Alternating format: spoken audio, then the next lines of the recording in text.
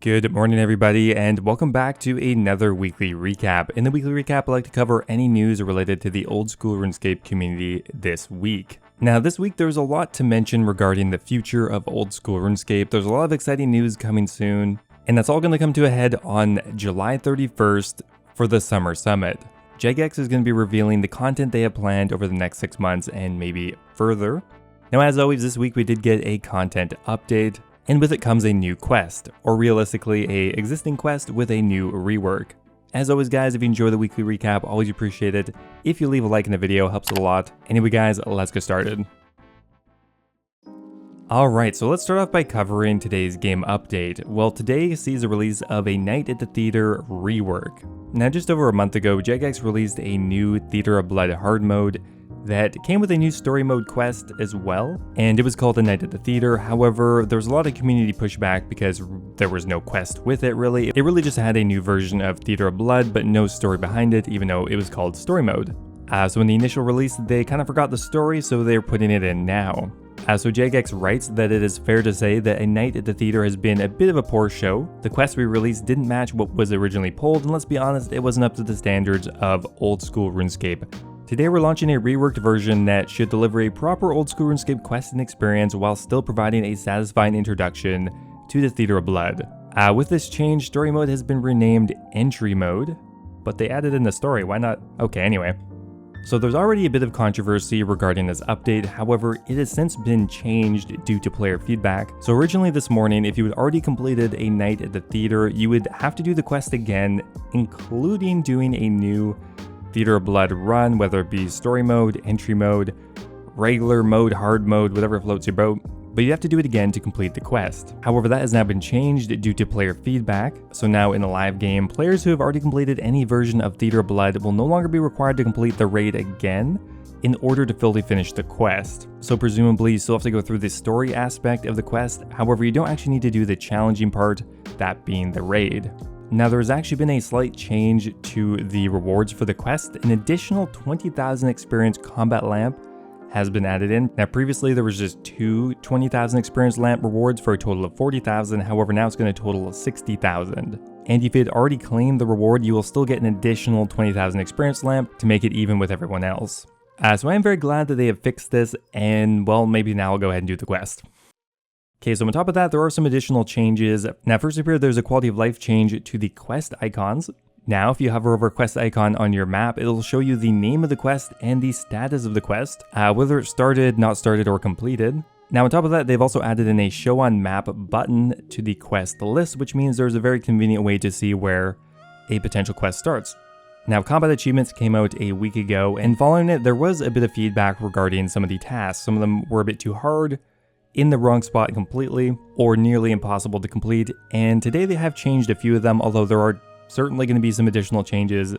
Now first up here, there is a change to the squashing the giant task. Now you'll only fail the task if you're damaged by a melee or ranged attack and don't have the appropriate prayer active.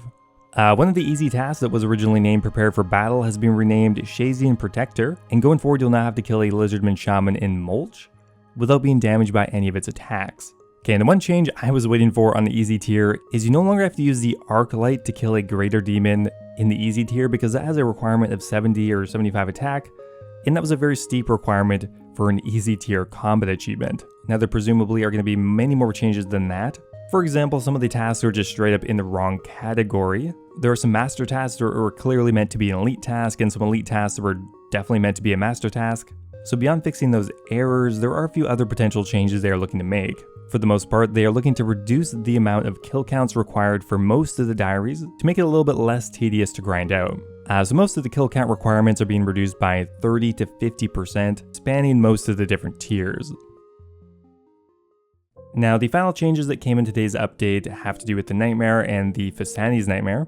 So probably one of my favorite changes this week, not because of the actual change, but just because of the way it's written, is the following. Fasani's Nightmare and Nightmare kill counts are now combined into one big kill count, or one small kill count if you suck at the Nightmare.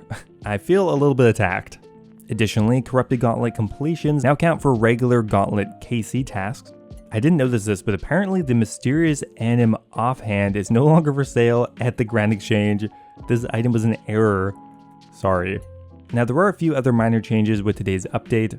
There is one more additional change to the Grotesque Guardian. There's now going to be a shadow indicator before Dawn's white orb stun lands. That's quite a mouthful. And now Ammonite crabs are no longer obstructed by their little scuttling siblings, which is great because those things had some very strange pathing, so I am glad they fixed that. And that's pretty much it for changes in today's game update.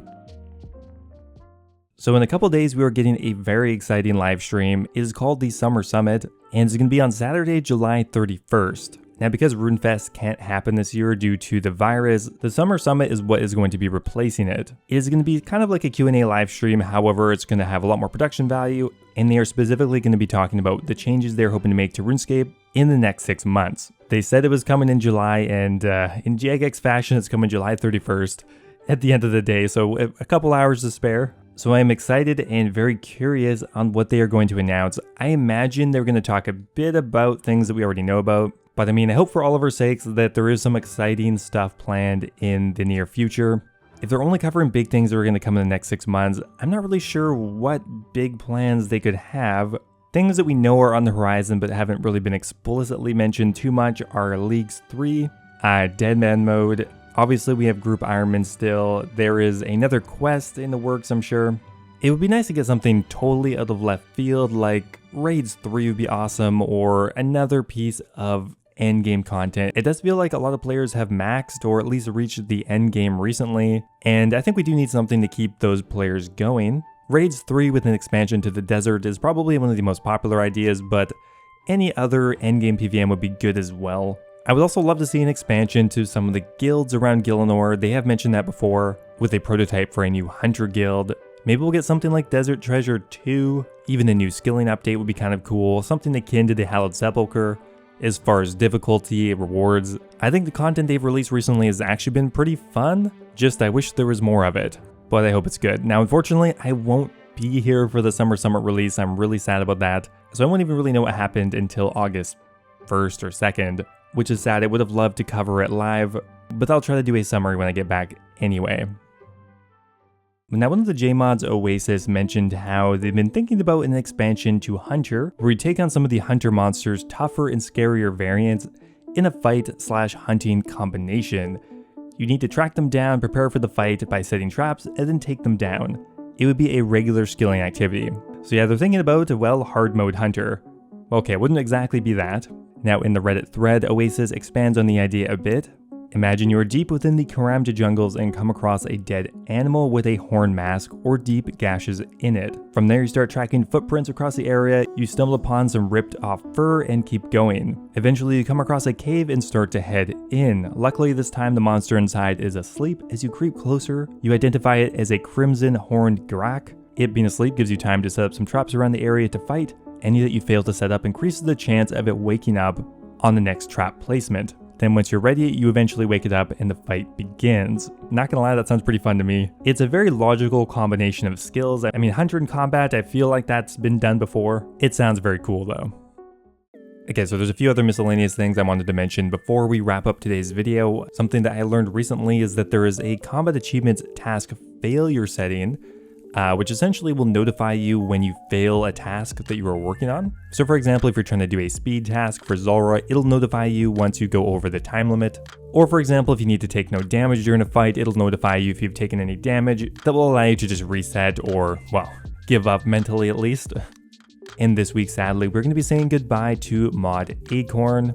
So both Mod Acorn and the product director, Mod Mike D, both have left in the last couple of weeks. Apparently there's no coincidence, but the team is a bit lighter now. So this week there is no Q&A due to the Summer Summit, so we're not going to be covering that obviously. So that's going to bring us to the end of the weekly recap. As always guys, I hope you enjoyed, and I will see you next week with hopefully some new exciting news. Thanks for watching guys, and I will see you next time.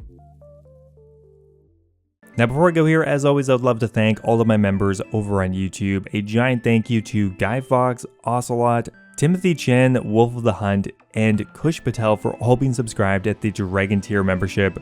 You guys are awesome as always, really appreciate it. Also a giant thank you to Mexos, Branton Graffin, Hunter Durant, Yo-Yo Sub 89, Lord Dojin, Connor B, Birdbot, and Basetitch. And of course, thank you to all of my other YouTube members as well. If you guys are looking for another way to support the channel, becoming a YouTube member is an awesome way to do so. Get immortalized in all of my future videos, get access to my video release schedule, and of course, get a custom role in my Discord server. Thanks again, guys, as always, and I'll see you next time.